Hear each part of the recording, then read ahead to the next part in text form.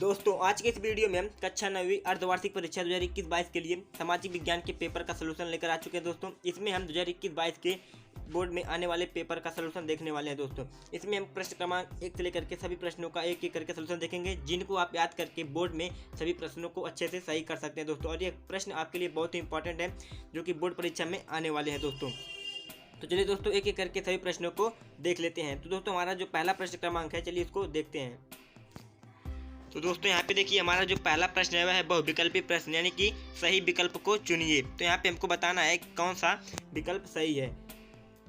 तो पहला प्रश्न हमारा कर्क रेखा निम्न में से किस राज्य से गुजरती है। तो दोस्तों यहाँ पे जो हमारा पहला प्रश्न है, कर्क रेखा किस राज्य से गुजरती है, तो दोस्तों मध्य प्रदेश से होकर गुजरती है। तो यहाँ पे आपका ऑप्शन नंबर ग वाला सही हो जाएगा। उसके बाद दूसरा जो है हिमालय पर्वत की सबसे ऊंची चोटी है। तो हिमालय पर्वत की सबसे ऊंची चोटी माउंट एवरेस्ट है, जो कि आपका ऑप्शन नंबर ख सही हो जाएगा। तीसरा प्रश्न है प्राथमिक क्रियाकलापों में निम्न में से क्या शामिल नहीं है।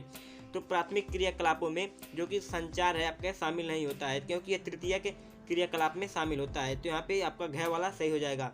उसका प्रश्न क्रमांक चौथा है भारत का संविधान किस तिथि से लागू किया गया।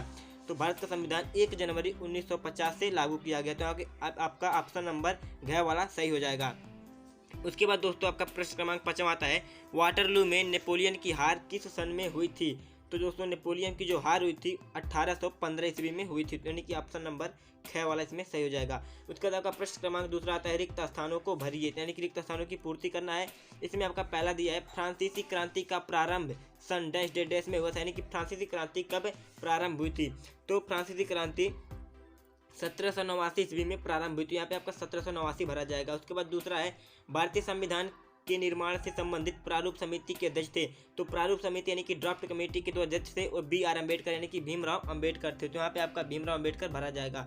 उसके बाद तीसरा है नेल्सन मंडेला का संबंध मुख्यतः डैश डैश डैश गणराज्य से था, यानी कि नेल्सन मंडेला किस गणराज्य से संबंधित थे।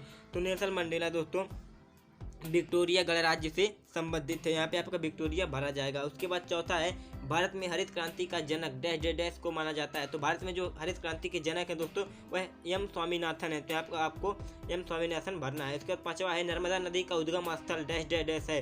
तो नर्मदा नदी का उद्गम स्थल आपका अमरकंटक है, जो अमरकंटक से नर्मदा नदी निकली हुई है। तो यहाँ पे आपका नर्मदा नदी भरा जाएगा, अमरकंटक भरा जाएगा। उसके बाद चलिए देखते हैं आपका जो प्रश्न क्रमांक तीसरा है वह क्या है। उसके बाद दोस्तों देखिए आपका प्रश्न क्रमांक तीसरा है जो सही जोड़ी बनाइए, यानी कि आपको देखिए यहाँ पे ए दिया है और यहाँ पे आपको ब दिया है, इनमें से कौन सा सही है इसको मिलाना है। तो आपका जो है भ्रंश घाटी, तो भ्रंश घाटी जो है नर्मदा और ताप्ती नदी से संबंधित है। तो यहाँ पे आपको देखिए यहाँ पे ताप्ती दिया है, तो यहाँ पे आपका तापी में ऑप्शन नंबर डी पे चला जाएगा। उसके बाद तृतीय क्षेत्रक है, तो तृतीय क्षेत्र जो है व्यापार से संबंधित है। तो यहाँ पे आपका सी पे चला जाएगा। उसके बाद है प्रधानमंत्री ग्रामोदय योजना। तो प्रधानमंत्री ग्रामोदय योजना सन 2000 में लाया गया था, तो नहीं ऑप्शन नंबर ए इसका सही हो जाएगा। उसके बाद चौथा है प्रथम पंचवर्षीय योजना। तो प्रथम पंचवर्षीय योजना 1952 से लेकर 57 तक चली थी। तो यहाँ पे आपका ऑप्शन नंबर बी हो जाएगा। फिर उसके बाद पांचवा है पहला विश्व युद्ध कब प्रारंभ हुआ था। तो पहला विश्व युद्ध 1914 से लेकर 1918 तक चला था। तो यहाँ पे 1914 पे आपका चला जाएगा। उसके बाद आपका प्रश्न क्रमांक चौथा आता है निम्नलिखित प्रश्नों के उत्तर एक शब्द में दीजिए। तो यहाँ पे आपको इनका एक शब्द में उत्तर देना है। उसके बाद आपका पहला प्रश्न है भारत का एकमात्र सक्रिय ज्वालामुखी किस द्वीप पर स्थित है। तो भारत का एकमात्र सक्रिय ज्वालामुखी जो है आपका बैरन द्वीप पर स्थित है। यहाँ पे आपका बैरन द्वीप आ जाएगा इसका आंसर। उसके बाद दूसरा है ग्रामीण क्षेत्रों में मुख्यतः कौन सी बेरोजगारी पाई जाती है। तो ग्रामीण क्षेत्रों में अदृश्य बेरोजगारी पाई जाती है। तो यहाँ पे अदृश्य भरा जाएगा। फिर तीसरा है रंग भेद के खिलाफ संघर्ष किस देश में हुआ था। तो दक्षिण अफ्रीका में रंग भेद के खिलाफ संघर्ष हुआ था। उसके बाद चौथा है नेपोलियन बोनापार्ट ने सन 1904 में खुद को कहाँ का सम्राट घोषित किया था।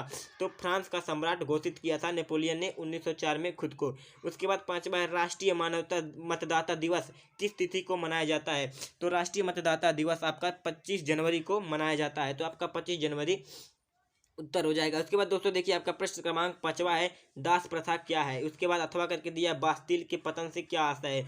फिर इसके बाद 6वां प्रश्न क्रमांक है रूसी क्रांति का स्पष्ट उत्तर दीजिए। तो देखिए दोस्तों ये सब आपके जो है ये डिस्क्रिप्टिव क्वेश्चन है, इन सबको आप नोट कर लीजिए। यदि आप सबको इनका सलूशन चाहिए तो कमेंट बॉक्स बताइएगा, अगली वीडियो में इन सभी का सलूशन आ जाएगा।